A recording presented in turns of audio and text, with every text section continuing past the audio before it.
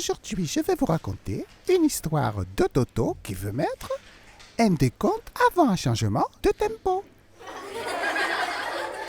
J'ai dit quelque chose de drôle? Chut. Allez, on se calme et on écoute. Comme le disait notre directrice, Madame Girardin, à l'instant, le tutoriel d'aujourd'hui portera sur comment mettre un décompte avant un changement de tempo. Alors, est-ce que quelqu'un aurait une idée de la façon dont on procède? Oui, Marie-Chantal? On programme d'abord un clic. Un clic? Et ensuite? Et ensuite, on bounce la piste. Très bonne réponse de Marie-Chantal, mais je me dois quand même d'apporter quelques précisions. Alors, nous avons un projet ici avec 4 mesures à 90 au tempo et à partir de la 5e mesure, nous passons à 145 au tempo. Alors, on va écouter déjà.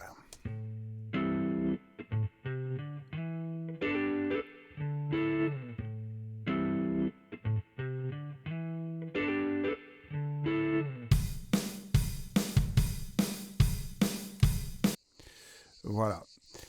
Donc, si vous vouliez enregistrer ou programmer une piste à partir de la 5e mesure, ou vous, quelqu'un d'autre, un musicien que vous faites venir, si vous lui dites tu dois enregistrer à partir de la 5e mesure, c'est à 145, il va vous demander une mesure de décompte à 145. Hein. Le problème, c'est que Logic, lui, il ne réagit pas très bien. Hein. Ici, nous avons notre mesure de décompte activée. Hein. Je lance l'enregistrement. Et on s'aperçoit que Logic a mis la mesure de décompte à 90, c'est-à-dire au tempo initial. Alors que nous, ce qu'on veut, c'est le tempo à 145. Alors, pour remédier à ce problème, ce qu'on peut faire, et ce qu'on va faire, c'est programmer un clic. Hein.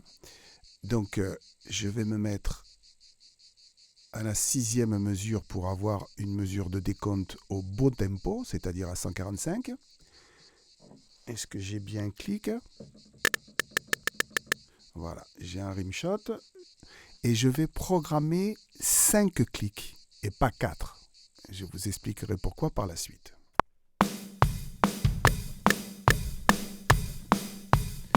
Voilà, j'ai 5 clics. On va quantiser tout ça.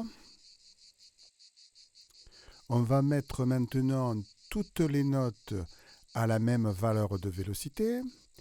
Pour ceux qui ne se rappellent pas, c'est Alt plus Shift et on fait glisser le curseur de vélocité. Et maintenant, dans la barre d'outils, on va aller bouncer la région. Bounce en place là. On va renommer la région. Clic audio. C'est très bien comme nom. Voilà. On va écouter. On va muter les pistes aussi. C'est parfait. On va double-cliquer sur la région, aller dans l'onglet Fichier et en bas à gauche, à la droite d'ancrage, nous avons une toute petite encre là.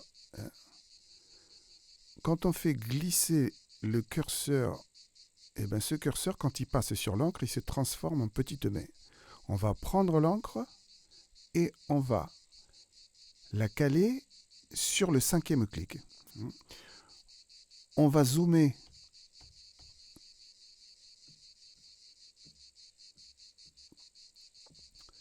pour faire un calage un peu plus précis. Elle a disparu notre encre et la voilà. Et on va la mettre au tout début de la forme d'onde. Voilà. Et on la voit ici maintenant. Dans la région, on voit le petit point noir là. Ce qui correspond à sa position dans l'éditeur de fichiers audio. Ce qu'on va faire maintenant, on va prendre la région ici et on va la caler au bon endroit. Alors, je vous explique ce qui se passe. Dans une région normale, par exemple celle-là, la barre de calage se trouve en début de région. D'accord ? C'est ce qui nous permet de nous caler sur la grille. Dans la région qui nous intéresse, c'est-à-dire le clic audio, la barre de calage va se situer à l'endroit où se trouve l'encre. Et on va la faire glisser jusqu'à la 5e mesure, premier temps. D'accord ? Et maintenant, si je lance logique,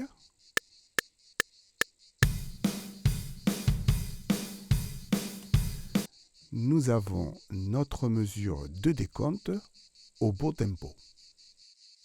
Je pense aussi que vous avez dû comprendre maintenant pourquoi j'avais programmé 5 clics et pas 4.